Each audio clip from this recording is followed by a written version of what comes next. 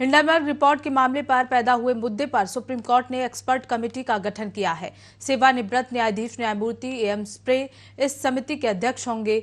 Supreme court निवेशकों की सुरक्षा के लिए नियामक तंत्र से संबंधित समिति के गठन पर हिंडनबर्ग रिपोर्ट से संबंधित याचिकाओं पर सुनवाई कर रहा था। इस मामले को लेकर सुप्रीम कोर्ट का कहना है कि समिति स्थिति का समग्र आकलन करेगी और निवेशकों को जागरूक करने के उपाय सुझाएगी। एक्सपर्ट कमेटी में सेवानिवृत्त न्यायमूर्ति एएम सप्रे के साथ ही ओपी भट्ट, केपी कामथ, नंदन नीलकणी, सोमशेखर सुंदर सेन शामिल हैं। सेबी और जांच एजेंसियां विशेषज्ञ पैनल का समर्थन करेंगी। सर्वोच्च न्यायालय ने हालिया शेयर दुर्घटना की जांच के लिए समिति गठित करने का आदेश दिया है।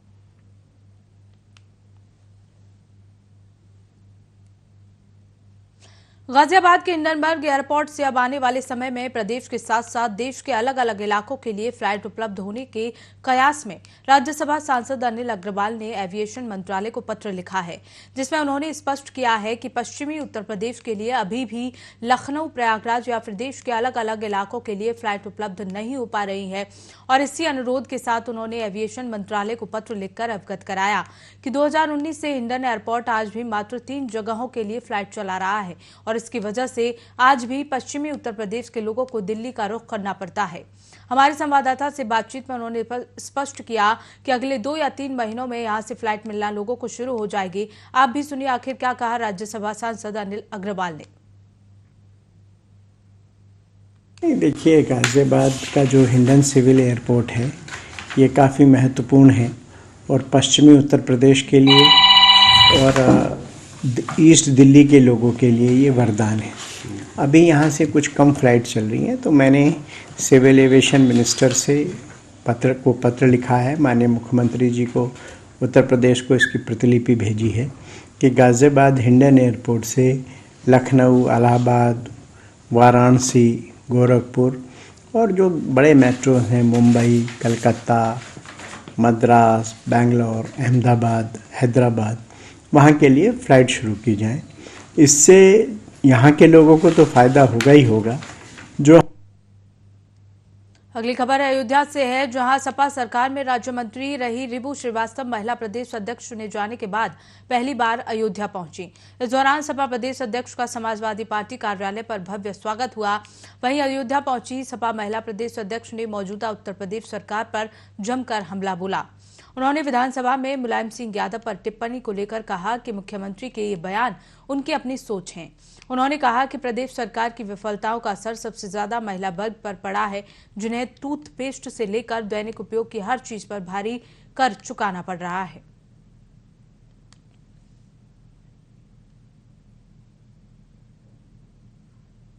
मुख्यमंत्री जी ने जो शब्द यूज किए हैं ये उनकी अपनी सोच है और हमारे राष्ट्रीय अध्यक्ष जी ने भी जो उनका पुरजोर जवाब दिया है। और विधानसभा में जो विधानसभा का सत्र चल रहा है, पूरा देश, पूरा उत्तर प्रदेश देख रहा है। जो हमारे जब राष्ट्रीय अध्यक्ष बोलने लगते हैं और हर जनपद में उनको ठीक से पता याद है कि वो एक जनपद का नाम लेते हैं और कम से कम 10 काम गिनवाते हैं, तो उसके आगे कोई भी मुख्यमंत्री जी हो अभी वर्तमान के या कोई भी हो, हमारे समाजवादी पार्टी के सरकार के कामों की कोई तुलना नहीं है और ये निराधार बहस है केवल। खबर यूपी के फिरोजाबाद से है, जहां थाना सिरसागंज क्षेत्र के पुराने बस स्टैंड पर विकास कार्यों की प्रदर्शनी लगाई गई। फिरोजाबाद जिला पंचायत अध्यक्षा हर्षिता सुमित प्रताप सिंह ने फीता काटकर और दीप प्रज्वलित कर इसका उद्घाटन किया। उन्होंने कहा कि चित्रों के माध्यम से आमजन को प्रदेश में संचालित विकास योजनाओं की जानकारी एक स्थान पर मिल रही है।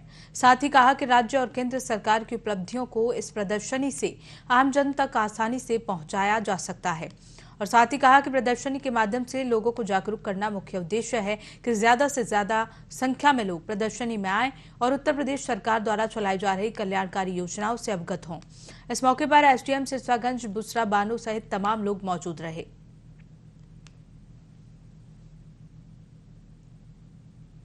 इसी बीच अमरोहा से ब्रेकिंग न्यूज का रुख कर लेते हैं। कार में बंधक बनाकर युवक की पिटाई की गई। पिटाई का वीडियो सोशल मीडिया पर वायरल किया गया।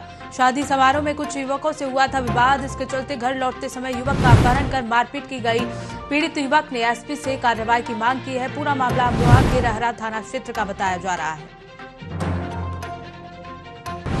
तस्वीरों में देखिए किस तरह से युवक के साथ मारपीट की जा रही है। घर लौटते समय युवक का अपहरण किया गया, उसके बाद मारपीट की घटना को अंजाम दिया गया। पीड़ित युवक ने एसपी से कार्रवाई की मांग की है। बता दें कि अमरोहा के रहरा थाना क्षेत्र का ये पूरा मामला बताया जा रहा है।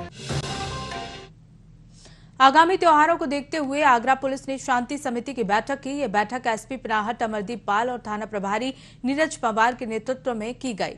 इस दौरान मीटिंग में भारी संख्या में क्षेत्र के व्यापारी मौजूद रहे। वहीं अपनी इस बैठक में होली के त्योहार को शांति और सौहार्द के साथ मनाने की पुलिस ने सभी से अपील की।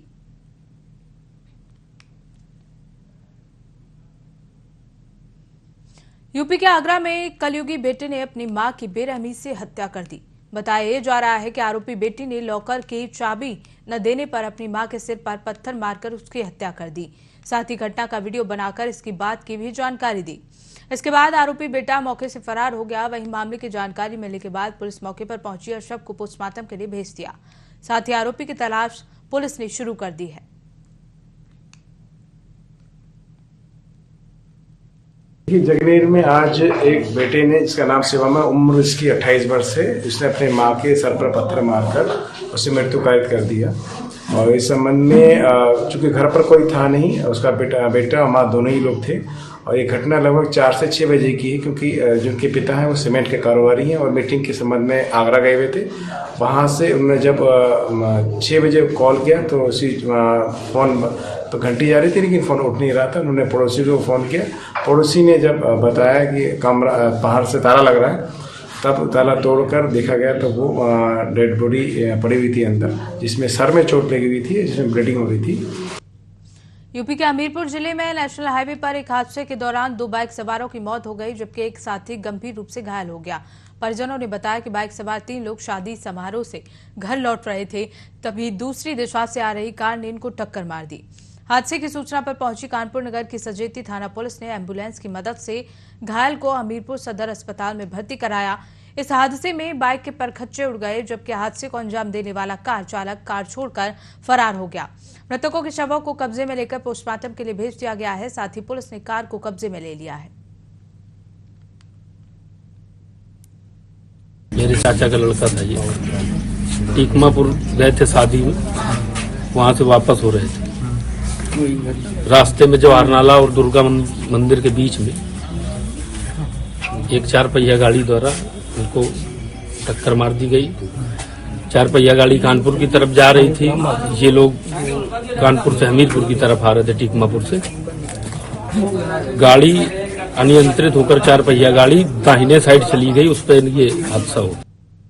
अगली खबर यूपी के फिरोजाबाद से है, जहां एक आरोपी को 20 साल के कारावास की सजा सुनाई गई है। बता दें कि आरोपी को ये सजा एक नाबालिग के साथ दुष्कर्म की घटना को अंजाम देने के मामले में सुनाई गई। साथ ही आरोपी पर 20,000 का अर्थदंड भी लगाया गया है। सजा सुनाने के बाद पुलिस ने आरोपी को जिला जेल भेज दिया। दरअसल फिरोजाबाद के थाना शिकोहवाद क्षेत्र के अंतर्गत 8 अक्टूबर 2021 को एक नाबालिग के साथ आरोपी ने दुष्कर्म की घटना को अंजाम दिया था, जिसकी रिपोर्ट पीड़िता के पिता ने थाने में दर्ज कराई थी। पुलिस ने मुकदमा दर्ज कर आरोपी के खिलाफ आरोप पत्र न्यायालय में दाखिल किया, जिसके बाद आरोपी को 20 साल के कारावास की सजा सुनाई गई। ऐसा है 2021 में अलीकुर रहमान नामक मुलजिम था, जिसने नाबालिग लड़की के साथ दुराचार किया था।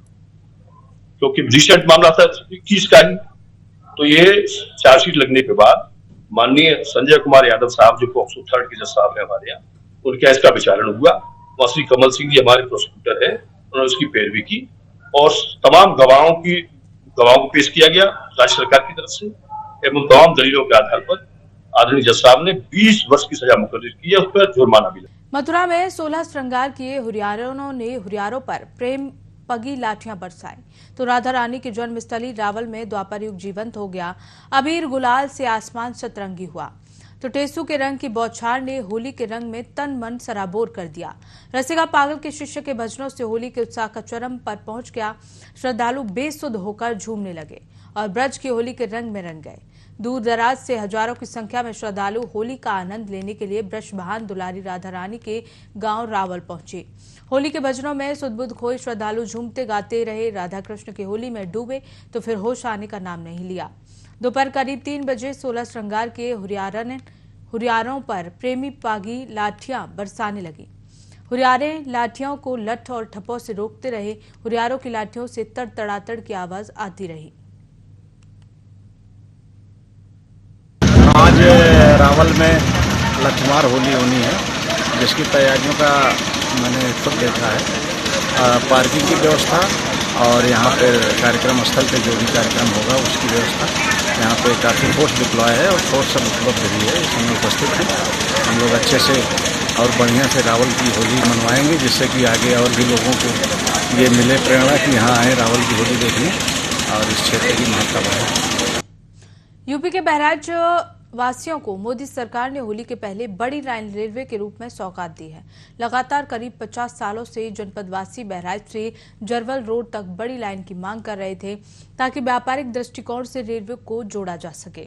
जिले के सांसद अक्षय भरलाल गौंड ने बताया कि केंद्र सरकार ने नई रेलवे लाइन के सर्वे के लिए 1,62,00,000 रुपए स्वीकृत करते हुए सर्वे का कार्य शीघ्र शुरू करने के निर्देश दिए हैं।